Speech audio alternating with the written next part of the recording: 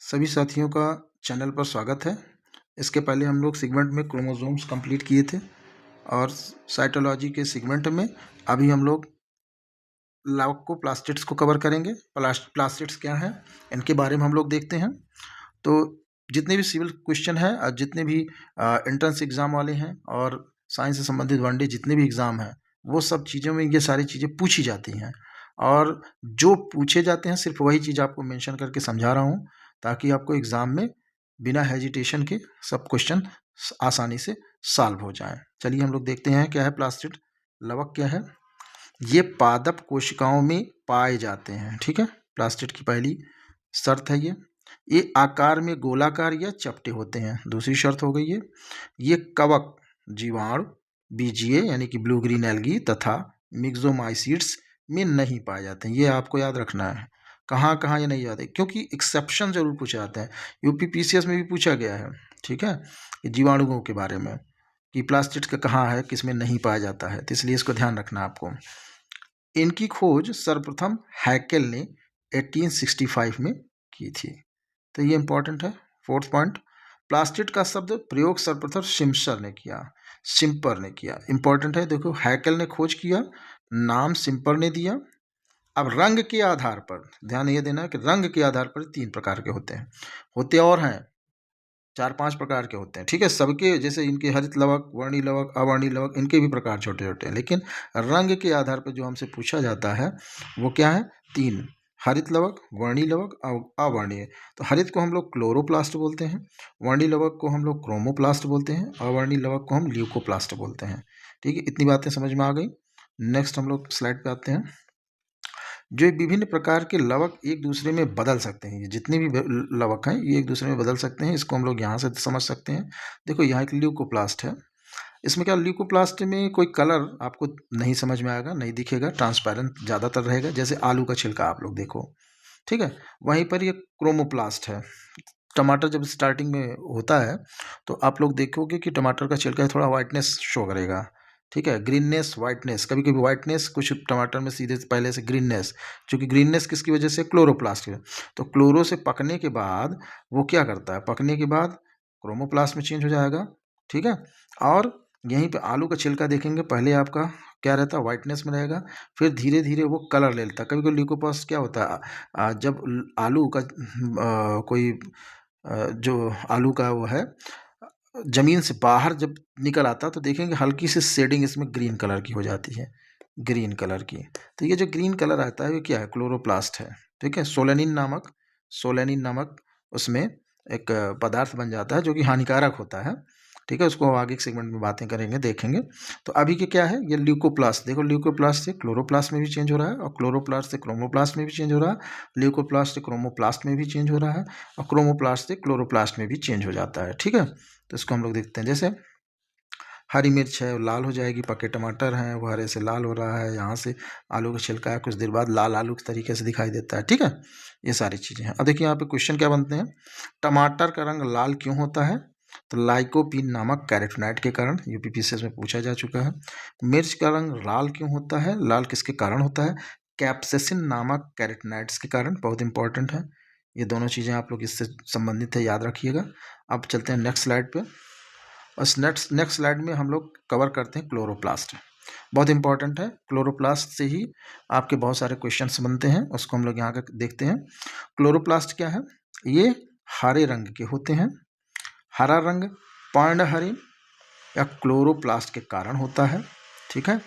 ये बैक्टीरिया, नीली हरी शैवाल, वही बीजीए, ब्लू ग्रीन एल्गी, ठीक है, लाल शैवाल तथा कवक को छोड़कर हरी पत्तियों में बहुतायत से पाए जाते हैं, ठीक है। समझ में आ रही बात?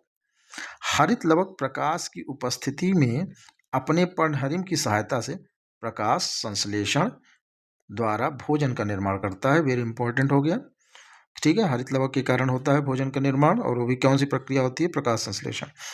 सिंपल है, सबको पता है, रिकॉल करके कंप्लीट करते हैं इसको। इसकी खोज शिम्पर नामक वैज्ञानिक ने 1885 में की। इंपॉर्टेंट, क्लोरोप्लास्ट के चारों ओर इकाई कला यूनिट मेम्ब्रेन की दोहरी झिल्ली होती है, बहुत इंपॉर्टेंट है, very important. Double membrane structure हो गया ये, ठीक है। इसमें भी डबल मेम्ब्रेन मिलता है, जैसे आपके माइटोकॉन्ड्रिया में। ठीक है, नेक्स्ट चलते हैं। स्ट्रक्चर ऑफ क्लोरोप्लास्ट देखते हैं। इस क्लोरोप्लास्ट के स्ट्रक्चर में क्या है।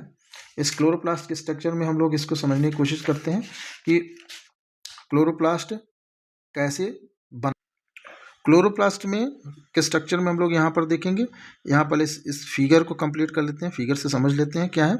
यहाँ पर देखिए एक मेम्ब्रेन्स दिखाई दे रहे हैं आपको, एक इनर मेम्ब्रेन, ये इनर मेम्ब्रेन हो गया यहाँ वाला, और एक है इंटरमीडिएट स्पेस है दोनों मेम्ब्रेन के बीच में, ये है आउटर मेम्ब्रेन। ठीक है, एक स्पेस बन रहा है, एक इनर मेम्ब्रेन बन रहा है।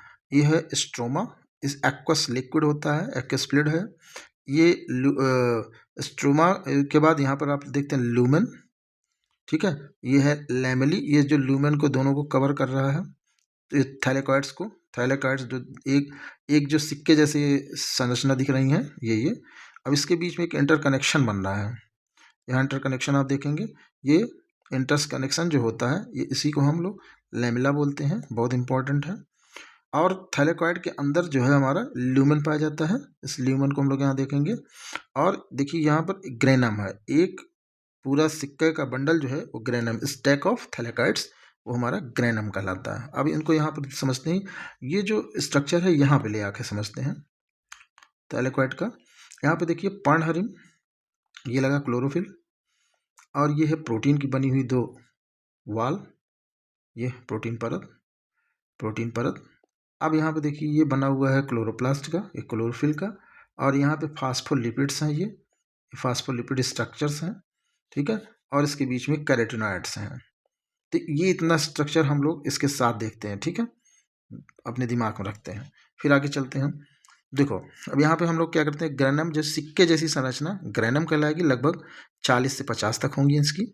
और सिक्के से बनी पटलिकाएं जो होती हैं, ये पटलिकाएं लैमली कहलाती हैं। अब ये जो दोनों मिल जाते हैं जब, ग्रेनम लैमली या थैलेकॉइड कहलाता है। ठीक है, अब इस थैलेकॉइड का हमने स्ट्रक्चर आपको यहाँ पे दिखा दिया कट करके।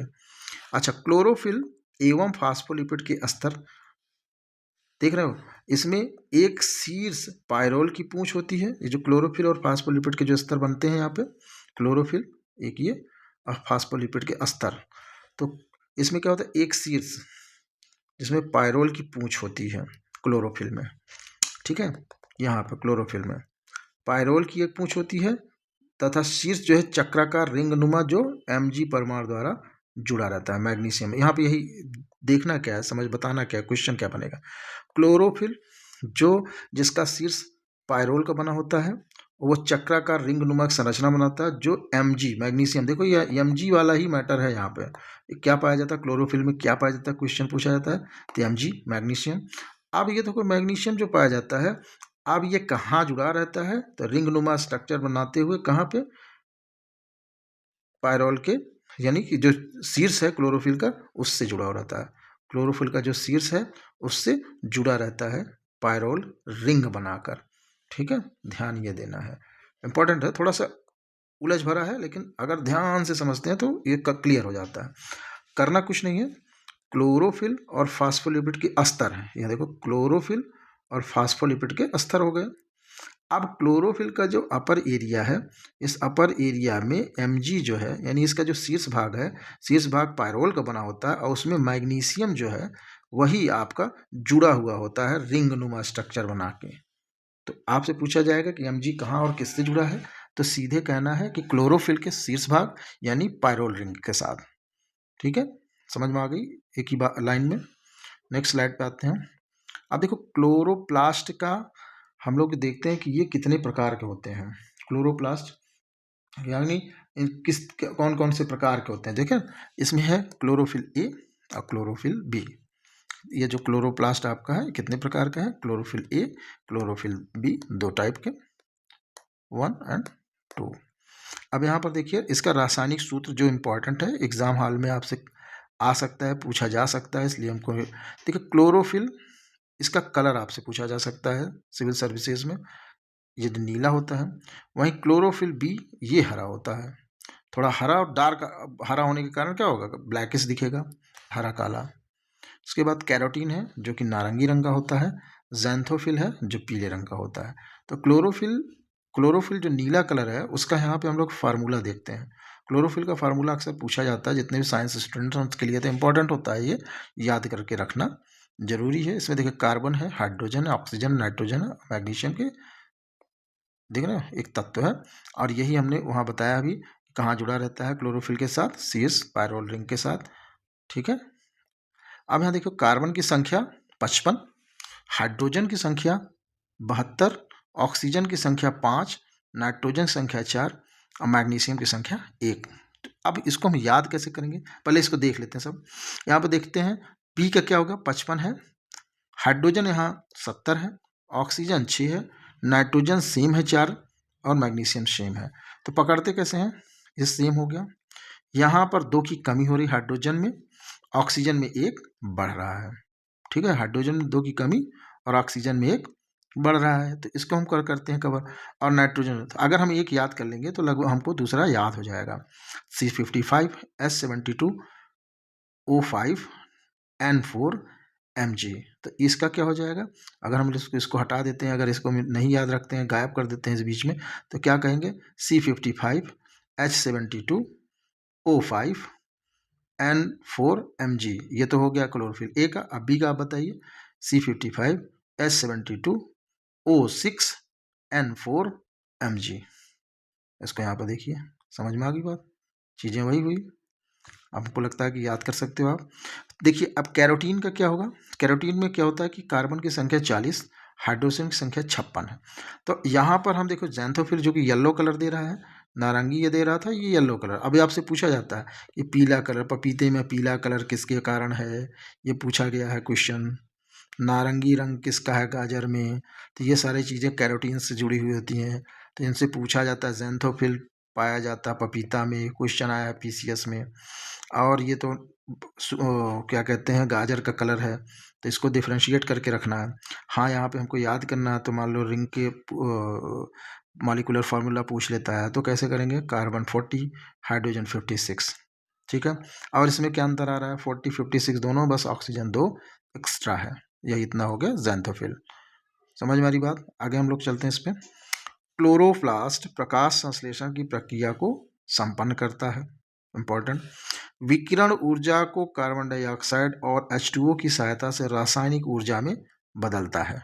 ये भी क्लियर हो गया, क्या करता है, विकिरण ऊर्जा को रासायनिक ऊर्जा में परिवर्तित करता है, किसकी सहायता से, कार्बन डाइऑक्साइड और हाइड्रोजन की सहायता से।